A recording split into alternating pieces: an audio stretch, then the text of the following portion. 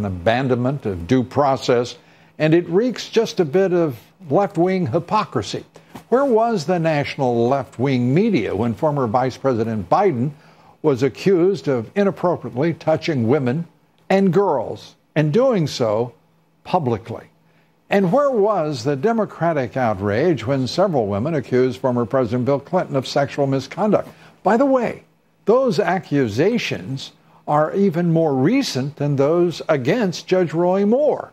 Shouldn't there be a clamor from the left as well? Fox News Chief Washington correspondent James Rosen takes a look at how the Clinton allegations were covered nearly 2 decades ago. Lou, good evening. In the tsunami of sexual harassment allegations that has subsumed American politics, media, and finance, one name, slowly but surely, has resurfaced.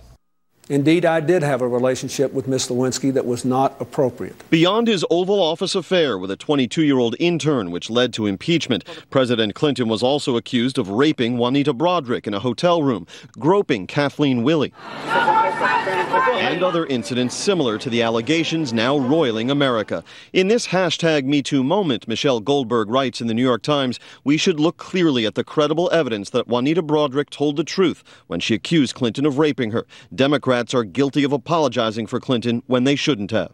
I think people are starting to believe and realize that I was truly sexually assaulted by Bill Clinton. In The Atlantic, Caitlin Flanagan says it was a pattern of behavior. It included an alleged violent assault. The women involved had far more credible evidence than many of the most notorious accusations that have come to light in the past 5 weeks. But Clinton, Flanagan notes, was not left to the swift and pitiless justice that today's accused men have experienced. Rather, he was rescued by a surprising force, machine feminism.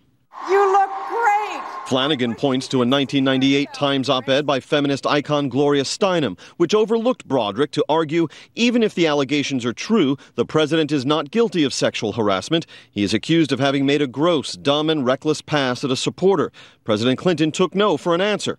The widespread liberal response to the sex crime accusations against Bill Clinton, Flanagan concludes, found their natural consequence 20 years later in the behavior of Harvey Weinstein. Stay loudly and publicly and extravagantly on the side of signal leftist causes, and you can do what you want in the privacy of your offices and hotel rooms. Bill Clinton had been a great voice for women in public and a great violator of women in private. That's all been adjudicated.